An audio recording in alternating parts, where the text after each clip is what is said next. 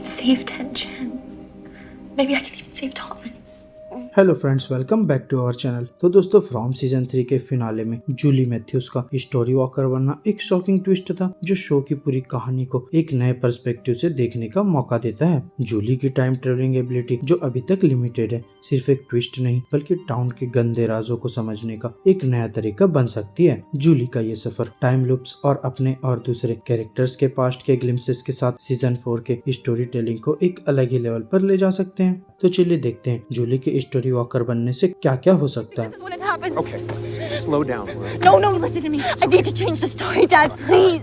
जूली की अवेकनिंग, एक मोमेंट जो सब बदल गया। जूली की टाइम ट्रेवलिंग स्टोरी शुरू होती है सीजन 3 के एपिसोड 8 में, जब वो म्यूजिक बॉक्स मॉन्स्टर के डंजन के खतरों से गुजर रही होती है। यहाँ उसे अपने और दूसरों के पास्ट के कुछ टेरिफाइंग फ्लैशेस दिखते हैं, जैसे सीजन 2 के क्लाइमेक्स के सीन्स जहाँ रैंडल और मैरियली उस मॉन्स्टर के टेरर का सामना करते हैं। ये मोमेंट सिर्फ डरावने नहीं बल्कि जूली के लिए बहुत इंपॉर्टेंट भी है। इस सबसे भी ज्यादा इम्पैक्टफुल मोमेंट तब होता है जब जूली अपने फ्यूचर सेल्फ के रूप में सीजन 2 के प्रीमियर में बॉयड स्टीवंस को वेल से रोप थ्रो करके बचा लेती है। ये कोई हिस्ट्री रीराइट करने का सीन नहीं था बल्कि एक कंफर्मेशन था कि ये हमेशा होना ही था। यानी फ्रॉम की टाइम ट्रेवल फिलोसफी एक प्रेडिस्टाइन्ड फ्लो को फॉलो करती है जहाँ पैराडॉक्सेस के लिए जगह नहीं है। You can visit the chapters, but you can't change them. Why?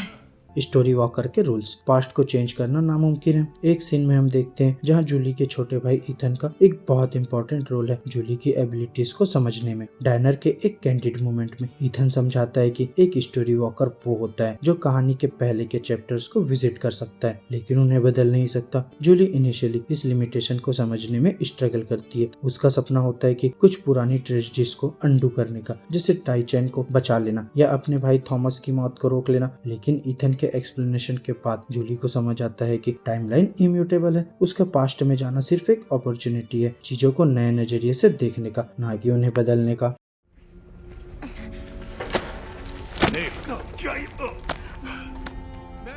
Boyd के सर्वाइवल में जूली का रोल, जूली की स्टोरी वॉकर एबिलिटीज का एक बहुत प्रोफाउंड एग्जांपल बॉयड के वेल से बचने के मोमेंट में दिखाई देता है। ये मोमेंट एक अल्टरनेशन नहीं था बल्कि एक प्री प्लान्ड चैप्टर था। जूली का एक्शन उसके फ्यूचर वर्जन के रूप में इंश्योर करता है कि बॉयड सर्वाइव करे। सीजन 4 के लिए ये रियलाइजेशन एक नई पॉसिबिलिटी खोलती है। पास्ट को चेंज न कर पाने के लिमिटेशन के बावजूद जूली क्रिटिकल इवेंट्स को रिविजिट करके टाउन के सीक्रेट्स और मिस्ट्रीज को समझने में मदद कर सकती है। ये सिर्फ इंसाइट के लिए नहीं बल्कि टाउन के लोगों की सर्वाइवल स्ट्रेटेजी बनाने में भी मददगार हो सकती है। Your wife shouldn't have dug that hole, Jim. Tragic look, gym को बचाने की नाकामयाब कोशिश। सीजन 3 के फिनाले में एक बहुत इमोशनल और इंटेंस मोमेंट तब होता है जब जूली अपने एक फ्यूचर वर्जन के रूप में अपने फादर जिम को वार्न करने की कोशिश करती है, लेकिन मैन इन द येलो के हाथ से जिम को मरते देखना एक हार्ट ब्रेकिंग सीन है। ये मोमेंट जूली की हेल्पलेसनेस को दिखाता है, उसका सब कुछ करके भी कुछ न कर पाना। लेकिन ये उसके एबिलिटीज के एक और इम्पोर्टेंट लेसन को रीइंफोर्स करता है। उसका पर्पस रीराइटिंग नहीं बल्कि अंडरस्टैंडिंग है। सीजन 4 में जूली की पावर्स का पोटेंशियल। अब जब जूली के टाइम ट्रेवल्स के रूल्स क्लियर हैं, सीजन 4 में उसका फोकस ट्रेजेडीज को अंडू करने से हटकर टाउन के राज खोलने पर शिफ्ट हो सकता है। अपने यूनिक पर्सपेक्टिव के साथ वो ऐसे मोमेंट्स को रिविजिट कर सकती है जो टाउन के एस्केप के क्लू प्रोवाइड करते हैं। मान लीजिए जूली उन टनल्स में वापस जाए जहाँ उसकी माँ टेबिथा और विक्टर एस्केप करने की कोशिश करते हैं। क्या वहाँ के ईरी साइलेंस और एंगहुई की क्राइस किसी और बड़े सीक्रेट को पॉइंट करते हैं? यहाँ जूली की एबिलिटीज इस नैरेटिव के नए लेयर्स खोल सकती है। टाइम ट्रेवल्स के डेंजर्स, जूली की सेक्रीफाइसेस और स्केर्स। सीजन 3 के फिनाले में जूली के फेस पर स्क्रैचेस देखने को मिलते हैं जो दिखाता है कि टाइम ट्रेवल फिजिकली और इमोशनली एग्जॉस्टिंग है। ये वोंड सिर्फ एक फिजिकल टॉल नहीं बल्कि उसकी मेंटल स्ट्रेंथ का भी टेस्ट है। सीजन 4 में इस सेक्रीफाइस और टॉल को और डीपली एक्सप्लोर किया जा सकता है। क्या टाउन के मेलेवलेंट फोर्सेस से रिपीटेडली फेस करना जूली के रिजॉल्व को वीकन करेगा या फिर ये चैलेंजेस उसके पर्पस को और स्ट्रॉन्ग बनाएंगे? फ्यूचर को रिफ्रेम करना, टाउन के लिए जूली की जर्नी का मतलब, जूली के स्टोरी वॉकर होना का मतलब सिर्फ एक कैरेक्टर आर्क नहीं बल्कि फ्रॉम की नैरेटिव का एक नया डायमेंशन है। उसका पास्ट को एक्सप्लोर करना एक नए लेंस के थ्रू टाउन के मिस्ट्रीज को समझने का तरीका है। ये रोल सिर्फ एनलाइटनमेंट के लिए नहीं बल्कि टाउन के लोगों के लिए एक होप की रोशनी हो सकती है। उसका जिम को बचाने का फेलियर एक पेनफुल रिमाइंडर है कि फेट फिक्स्ड है, लेकिन उसके एक्शंस, उसके डिटर्मिनेशन और प्यार को शोकेश करते हैं। यही क्वालिटीज उसकी जर्नी को ड्राइव करेगी जब वो अपनी एबिलिटीज का इस्तेमाल एनलाइटमेंट और सर्वाइवल के लिए करेगी।